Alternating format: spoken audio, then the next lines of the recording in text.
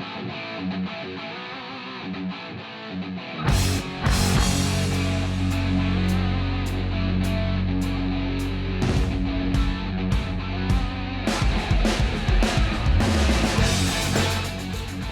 Nerdcast Empire is on the air. It is Monday, April the 7th, 2025, and this is the Monday edition of the Nerdcast News Report. I am Matt in the studio. Great to have you along with us. Today on the podcast, we get you started for your new week. We're going to be talking the Anime Awards. If you were one of about 8 shows, congratulations. You got nominated for the Anime Awards. We'll talk about that coming up in a moment. May want to find another home for your anime list. We'll talk about why that might be coming up. And kind of a more national story about streaming anime. Kind of tells you who the main players in the space in the United States are. And we'll talk about that. And then we'll wrap things up with the Empire Express to get your Monday rolling along. Joining me in the studio on this Monday morning is Mike. Mike, how's it going? It's going. Yeah, it's another new week. And we got stories involving Web3 companies. That's always a blast. And kind of an interesting discussion on the big players in the streaming world. And, you know, I think that's going to be an evolving topic as we move in and move further along. And with other companies slowly starting to get key titles, I think it'll be interesting to see in the months and years where things go with licenses shifting around and who the major players will ultimately be at the end of the day. Yeah, for sure. And I think that's something that will evolve as we go forward. But right now it does seem like there are 2 companies that kind of end up at the top of the list. And we'll talk about that as our last news story today. But we are going to jump into the Crunchyroll Anime Awards. The nominations were announced late last week, and as the headline on this podcast kind of indicates, maybe a little facetiously, but not terribly so, it's a very limited nomination list. If you are one of the top shows, congratulations, you got nominated for just about everything. Obviously, you can go onto Crunchyroll's website. You can vote on these awards. I believe you can vote every day for these awards through April 14th, which is when the voting closes. So you got about another week to get your votes in for your favorite anime. And, you know, when we watched the video, which was the nominating video that did, you know, went through all the nominees. First off, I mean, great production value. They did a really nice job putting the video together. It was well done. No critiques from a video standpoint. But yeah, you just couldn't help but notice they just kept saying the same shows over and over again as they went through the nomination. Good morning to Rachel, who's back from vacation. Great to have you back along with us this morning. I just can't help but think that you have a very narrow pool of shows to choose from. What were your thoughts on that? Yeah, it was almost comical because every time they would announce a new category and then go through the nominees, you could almost guess the nominees as they were announcing them. It was just like, oh, Freerun, Apothecary Diaries, Don to Don, Delicious in Dungeon, same shows over and over again. And not to say those shows aren't big and don't deserve the nominations, but you know, we've talked about before, there's so much anime out there. It seems really hard to believe that you couldn't maybe spread the wealth a little more evenly as far as the nominations go, especially considering there's so much out there. They can't, like, Don to Don can't be the best in everything. That's just not possible. And, you know, you have categories ranging from kind of the best categorized shows of the year. You have character awards, you have voice acting awards, and the voice acting one gets me too, because there's no correlation between that show being good and, oh, every language of that dub has the best voice actors in it. Like that doesn't seem like it's necessarily necessary, I guess. It's strange. I mean, there's some shows that I would have liked to have seen better represented, but, you know, whenever you have an award show that is run by a company this entrenched in the industry as Crunchyroll is, you're probably not getting a true objective look at the industry. No, and I don't even know that they're necessarily passing it off that way, so it's hard to be too critical to some degree. Like, it's not like they're saying that we're being fair to everybody. The language one is one that jumps out. And not to say that those performances weren't great. I mean, they could have been the best performances of the year. But if you played Frieren, or you played Mau Mau, or Momo, or Kafka Hibino, you pretty much got nominated across all languages. And it's like, at some point, when you nominate every voice actor that plays a character across all the languages, you have to ask at some point, is it the actor or is it the way the character's written that makes them so intriguing? Like, and that's not fair to the actors because, again, I'm sure they gave it all their effort and did the best they could and put on great performances.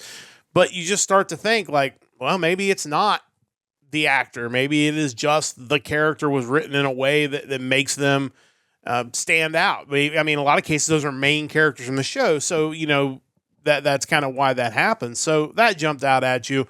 I know you have the data as well, but if you go on to Wikipedia, they have obviously all the nominees, but they also have the number of nominations for each show. Don led the way with 22, Freerun with 20, Delicious in Dungeon and Kaiju number 8, 16, Apothecary Diaries and Solo Leveling 13. So those 6 shows were nominated for a minimum of 13 awards apiece, and in some cases more than 20. And then you had, Demon Slayer got 8, Spy Family 6, Oshinoko 5, and then it kind of drops from there. I mean, I know you watched and enjoyed Spy Family, a little surprising. That was a Crunchyroll show, right? Or was it not? Yeah, it was. It was. So, I mean, a little surprising. It only got 6 nominations. Oshinoko's not a Crunchyroll show. It's a High Dive show. So, not surprised to see that get slighted. But that was, by all accounts, not just my opinion, one of the best shows of 2024. And it got 5 nominations. Like, that seems kind of crazy to me. Like, again, not saying that Crunchyroll's even trying to pretend that this is some sort of true statement of the best in anime as much as it is the best of Crunchyroll, but it just, if you're going to do these awards, I think you need to be a little more impartial, unbiased about your selections. Yeah, and one of the categories that stuck out to me because it had a couple shows that I did watch, the best romance anime, I think Blue Box is really, really good. It's a Netflix show, so it got 1 nomination. Dangers in My Heart Season 2, another great show. I think that's High Dive. It got, maybe 1 or 2? 2 nominations. I think those shows definitely deserved more of a look. Another show that I dog on a lot because of the dub, but honestly, the show is fine, is the reboot of Kenshin, season 2 of that. Like, I understand there may be some baggage there with nominating it, but as far as like an action show, and potentially even overall character design is great in it. I think maybe it should have deserved a bit more of a look. Otherwise, like, I understand Solo Leveling's huge. Like, I really enjoy that show, so I can't complain. Same with Spy Family. But yeah, I think there were definitely some missed opportunities where we just ran with the same shows over and over again. And where's Dragon Ball Daima? Yeah. It debuted in fall of last year. You would have thought it would have gotten some nominations just on the sentimental value of it. So that's where it falls into the other side of these award shows where it's like, oh, well, that's too common a show. It's, And what I don't know, is there some sort of weird, like, artificial cutoff date? Because, that was a fall show, I believe. And it really didn't start airing over here as far as dubbed goes until this year. And maybe that you will see it on next year's awards. But that could be. It's still kind of strange to have it oddly missing because it's fine. I mean, the show's fun. It's if you like Dragon Ball, you'll probably enjoy it because it definitely is more of an adventure show and less about the ridiculous fighting. Looking at the awards in general, Anime of the Year, I've watched Solo Leveling, Kaiju number 8, and I'm about 6 episodes into Apothecary Diaries. I liked Kaiju number 8, but man, like, to suggest it's one of the best anime of the year, I don't know if I'm willing to go that far. I don't think it's on the level of Solo Leveling. Another show that I think should have gotten more nominations that didn't, it got 2, was Shangri-La Frontier. Yeah. I think that's, as far as your VR game anime genre, I think it's crazy entertaining, and yeah, I think I would have given it a nod maybe for Anime of the Year, but They aren't my awards. They're not. They're Crunchyroll's awards, and certainly they're allowed to do whatever they want to do there. You mentioned Kenshin, and I think it's fair to point out, like, if Kenshin has so much baggage that you can't nominate it for your awards, why are you showing it on your network? I mean, that's true. that seems to be a little hypocritical to me, that it's okay enough to put out there to get people to sign up for your service to watch it, but not enough to do the dub. And and even though the English dub is a bit maligned, the Japanese dub has some of the biggest voice actors and actresses in the industry in it. So you're telling me none of those performances deserve to mention on the Japanese side? That's a little hard for me to believe. And the show's been great, honestly. Like, the only issue I have is in some of the dub performances. But another show that I think was kind of oddly missing, Don Machi season 5. Yeah, I think it's been really good. I think ReZero probably could have had more nominations than it did. I said Ozu to me was a big. I mean, that was critically acclaimed as one of the best shows of the year. The acting in that show is really on another level. The visuals are amazing. I mean, anybody who watched that arc and didn't think that the visuals for that shouldn't be nominated for something, like, yeah, it's a weird one. Yeah, that one, it just doesn't make any sense to me. That time I got reincarnated as a slime, I think it had 1 nomination for Best Isekai.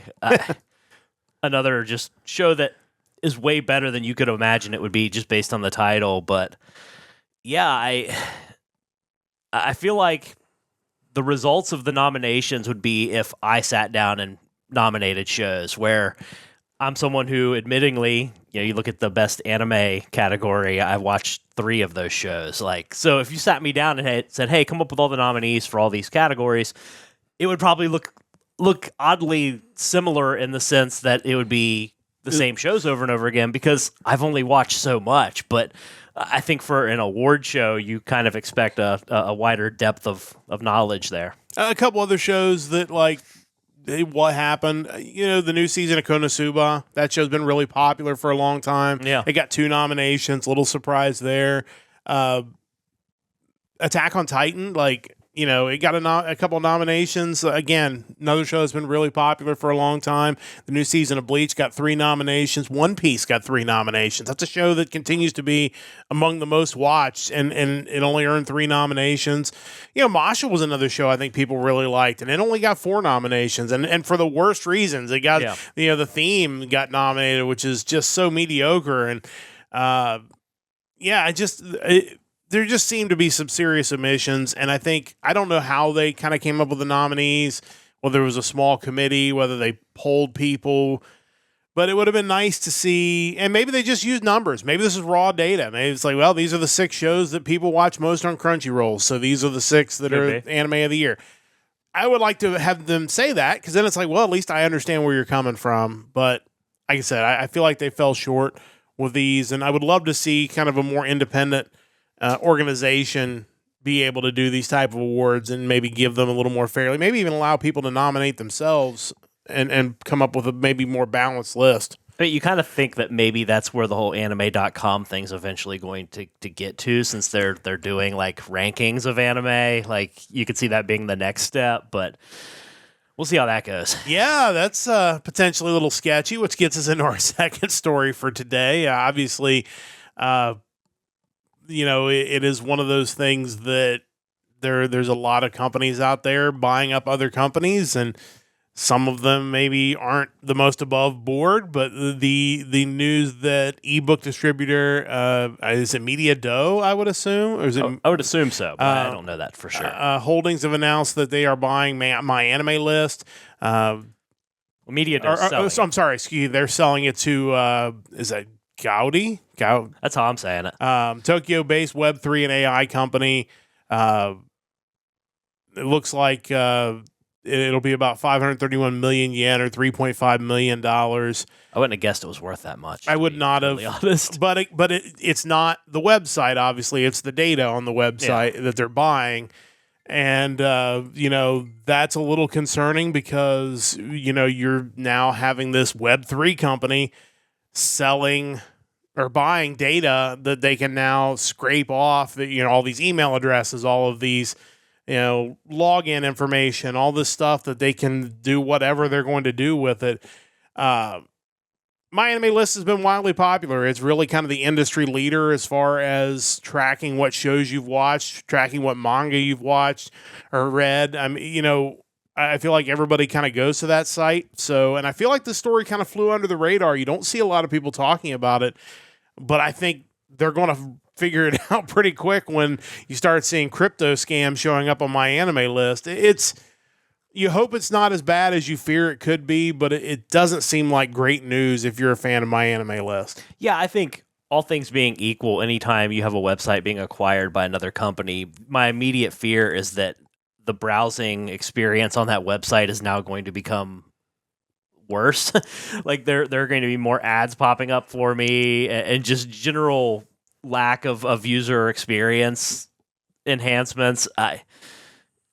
I need MyAnimeList. Like that's how I'm tracking what I'm watching presently. I don't know if other people have moved on to something better at this point, because obviously before this it was Anime News Network, but MyAnimeList felt like it was a little more user friendly and better updated. I don't know where we go from here. Beyond just the data, I don't know what Gaudi really wants this for. I mean, their whole thing is building fan nations. They have deals with other companies, including Sanrio, Bandai Namco, Sony Music Group. I'm curious what the end game here is. I was doing a little more research into it, and they mentioned as far as like the Sony Music Group part of it is, they're basically using Sony's intellectual property assets along with Gaudi's blockchain technology to promote digital transformation in areas that have not been as exposed to digitization before. Companies will focus on user experience and new business models. They've begun a proof of concept experiment with fans of pop stars aligned with Sony Music Group. What does that even mean? I don't even know, to be totally honest. But, they've been providing community services using advanced technologies, especially blockchain. It all still seems very much like, hey, we're going to create this really cool thing for the fans that we can then monetize. Yeah. And create digital assets that people want to buy. And it's oddly reminiscent of the anime.com thing where you had the Web3 company purchase up that domain name. And even though they haven't done anything positive or negative necessarily with it yet, it's like the fact they talk about doing things involving digital assets, it doesn't seem overly necessary at best. Yeah, I think it's a little alarming. And again, it's the mass amounts of data that they're scraping by doing this that makes you concerned, because I don't know how many users MyAnimeList has, but it's a ton. And like I said, it is pretty much the industry standard. So what information can these companies get from this, and what are they going to do with it? You hope nothing nefarious, but again, these companies and the whole blockchain crypto world, like I get that technology is probably not going away, but it doesn't have a very positive feeling, and as far as the way I see it, and I think the way a lot of people see it.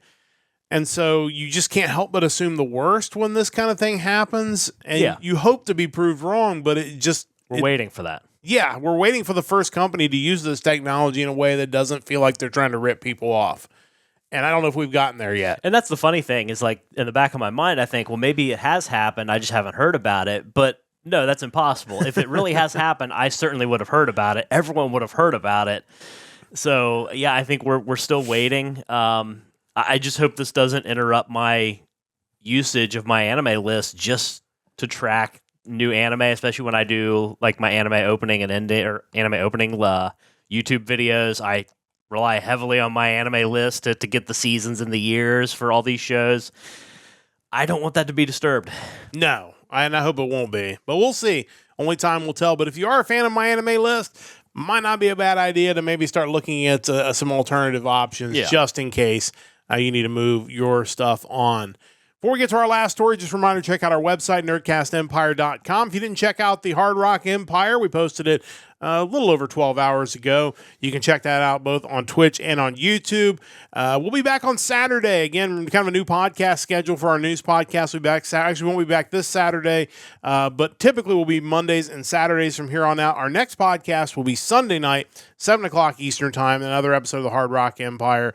Looking forward to that coming up this coming Sunday, and then we'll be back on Monday with a recap of SakaiCon coming up on Monday. But let's get to our last news story of the day, and it really is more of kind of the way the industry looks more than it is like a news story, but the story is basically that a lot of the anime streaming world right now is Netflix and Crunchyroll. Obviously, Wall Street is what money they have left is going in toward the anime world at the moment. Maybe that's a safe place to put it. I don't know. They're expecting the market to grow to $16 billion by 2030, with Crunchyroll and Netflix leading the way. There's an article in Variety we'll look at in a moment. They pretty much dominated the market share, 82% of the market going to those two companies, with 18% going to basically everybody else. And obviously, you're getting shows that are exclusive to those brands. That's kind of what's driving those numbers. You can kind of take a look at this chart that basically talks a little bit more about it. But like you said in the open, I don't know if it's always going to be this way, but right now, those two companies certainly have kind of the head start on everybody else in the business. And I think it'll be interesting if they update these numbers every year to see how they evolve. Yeah, it's definitely where we're at right now. I think if you're Crunchyroll, you probably shouldn't be too excited about this or willing to rest on your laurels, because the article does kind of go in and mention that, and there was a study about this that we talked about a few weeks back, basically saying that as far as like Gen Z and millennial viewers go, they're opting more for Netflix over Crunchyroll. And I think it makes sense, because ultimately Netflix is going to be your go-to for so many other things beyond anime. If they continue to pick up big shows, I mean, like this past season or so, we've had Blue Box, we've had Sakamoto Days. I think if that continues, Crunchyroll, especially as they lose shows and kind of struggle with their public image, I think it could be, we could see this turn even further. And then you have a company like Max, who has Lazarus on their app now. Like, I just wonder how many of those other more mainstream, all-purpose streamers are going to get heavier into anime, and what that means for something like a Crunchyroll and High Dive. Well, I think the question for those companies will become, like, do you go to a company like Disney, or do you go to another major streamer and say, hey, let's come up with some sort of either strategic partnership or some sort of buyout to where maybe you could combine Hulu and Crunchyroll, or you can combine Max and High Dive or something like that, where you can find a way for a value proposition where you're giving your customers more than just anime. Because like you said, that's the big advantage of Netflix. They've got everything. They've got, Monday Night Raw. They've got, everything you'd want is there, and they're continuing to look to expand going forward. Crunchyroll can only do anime. Like, that's the thing it does. And unfortunately, or fortunately, however you want to look at it, any attempts for Crunchyroll to try to expand beyond anime will probably cause a revolt among anime fans, kind of in the same way that these retail stores who are getting in their final days start bringing in all these other products to sell. It's like if Crunchyroll all of a sudden starts, license The Big Bang Theory to stream, people are going to be like, oh, well, this is, they're going to get rid of anime. This is the end, and it somehow doesn't work for them to try to diversify their portfolio. That's the thing that kind of blew my mind, is that when you think about someone like Disney, obviously has multiple streaming avenues, and then they're a major player. You have Netflix, you have Max. Like, Crunchyroll's owned by Sony. How come you never hear about Sony's streaming? Yeah, they own movies. They, in theory, have television shows. Why? I just kind of did a quick search, and they do have something called Sony Pictures Core, which is a video on demand service from Sony for its television and smartphones, launched in 2021. I've never heard of it. Nor have I. I think there's no reason why they shouldn't have their own large-scale service that they could tie together with Crunchyroll to create a larger entity. That's weird to me that when you think of all the major studios and players in entertainment, they seem to be the one missing. Yeah, and that's kind of odd. I don't know if it's because they don't have a television presence that's part of it. Like, feels like all these other ones kind of have some. Obviously, Netflix doesn't. Maybe but movies alone doesn't quite. Yeah, Netflix is a little different because they're kind of grandfathered in, having come through the video wars and stuff. But obviously Hulu, Max, these are all tied to linear television as well. So you kind of bring your customers from TV to streaming.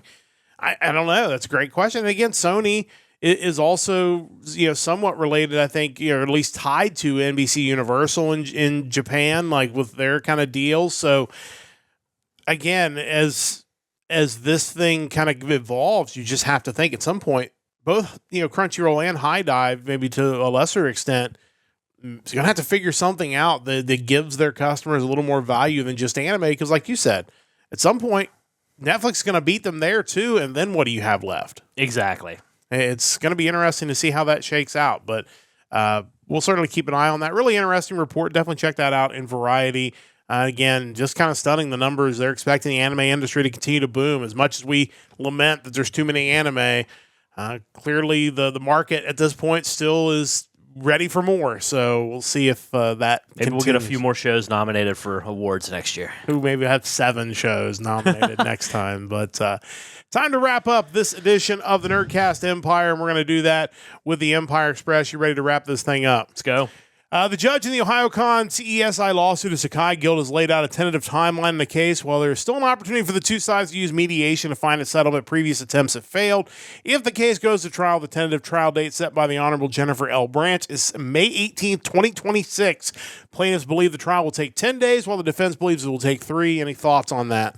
I'm certainly not surprised that mediation attempts up to this point have failed, as there's surely a lot of bitterness between the two sides.